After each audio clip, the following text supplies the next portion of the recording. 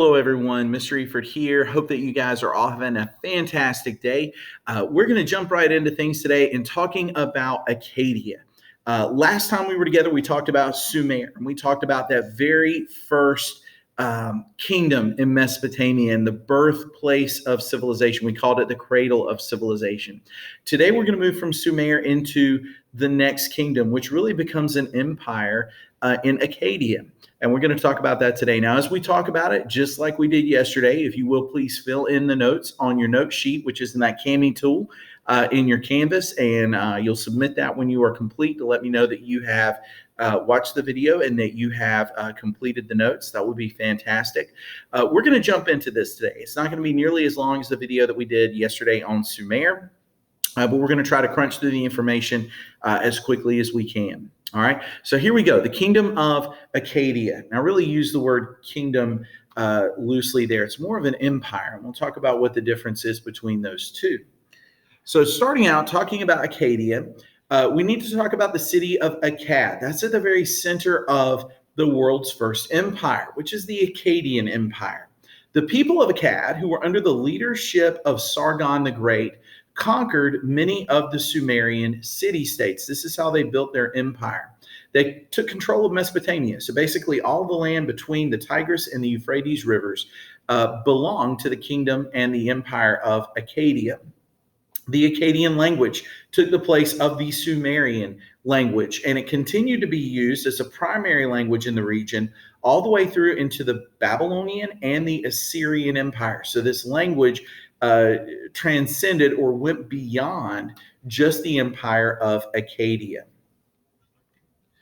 All right, archaeologists have not been able to find the city of Akkad. We know about it because of writings, and we know about it because of references that were made by people who lived during this time in written form. Okay, we're unsure of where it's located, but it was likely located in the southern part of Mesopotamia, just to the east of the Tigris River.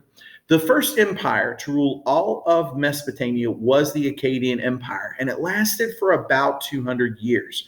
And that's from 2300 BC to around 2100 BC.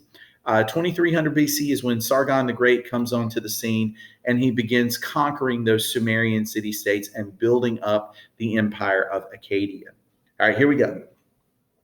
How the Akkadian Empire began. The Akkadians lived in northern Mesopotamia, while the Sumerians lived primarily in the south.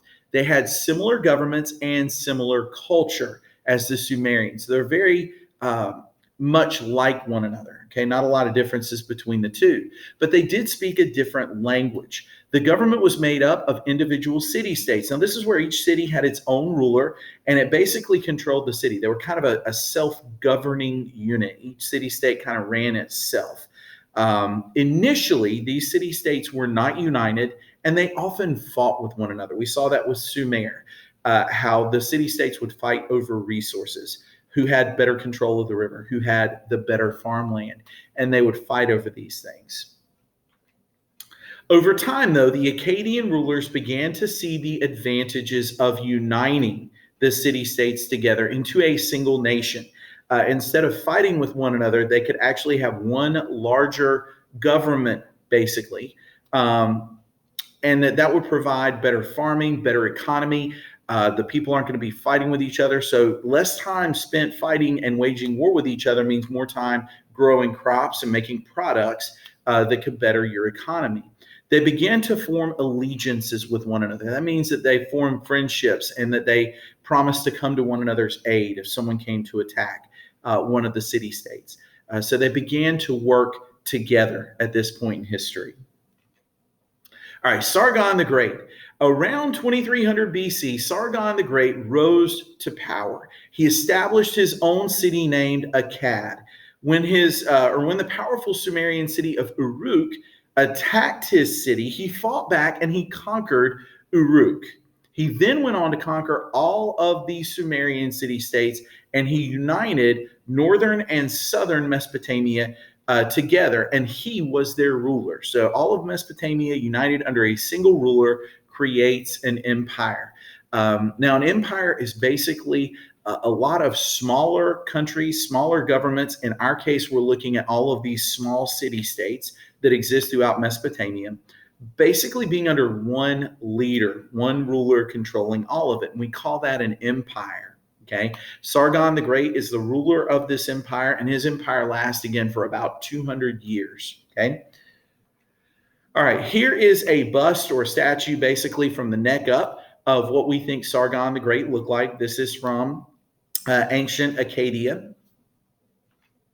All right, the empire expands. So over the next 200 years, the Akkadian Empire continued to expand. That just means it grew, it got bigger. They attacked and conquered the Elamites to the east. They moved south to the civilization of Oman.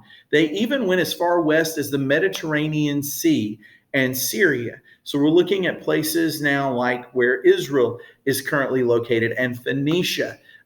We know that the Mesopotamians kind of made their way that direction and that they had influence, and they began to conquer some of those areas and add them to the Akkadian Empire. All right, Naram-Sin. One of the great kings of Akkad was Naram-Sin. He was the grandson of Sargon the Great. Naram-Sin ruled for over 50 years, and that's a big deal back then because with medicine being the way it was, most people didn't live that long.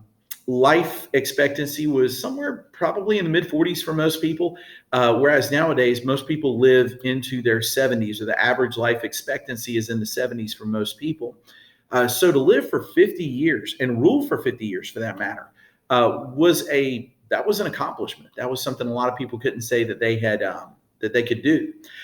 He crushed revolts. He expanded the empire. His reign is considered to be the peak of the Akkadian Empire. So his rule saw the greatest expansion. Akkadia was at its largest. It was at its most powerful under the rulership of Naram-Sin. All right, but eventually the Akkadian Empire does come to an end. It does fall. In the year 2100 BC, the Sumerian city of rose back into power and conquered the city of Akkad. The empire was now ruled by a Sumerian king, but it was still an empire. It was still united together. So even though Akkad fell and the Sumerian king takes over, it is still an empire, still under one rule. The empire, though, grew weaker over time, and it was eventually conquered by the Amorites around 2000 BC, and this officially brings about the end of the Akkadian Empire. All right, here are some interesting facts about the Akkadian Empire. Most of the people in Mesopotamia at the time spoke two languages. They spoke the Akkadian language and the Sumerian language. So the people were, and I'm going to throw a word here at you that you probably have studied in ELA. The people were bilingual. They spoke two languages and spoke them well. Okay, so Akkadian and Sumerian were both recognized languages in ancient Mesopotamia. There were many good roads that were built throughout Sumer and Akadia. In fact, the roads were so good that the Akkadian Empire developed the world's first postal service. And that meant that goods and mail could be delivered between city-states, one city-state to another.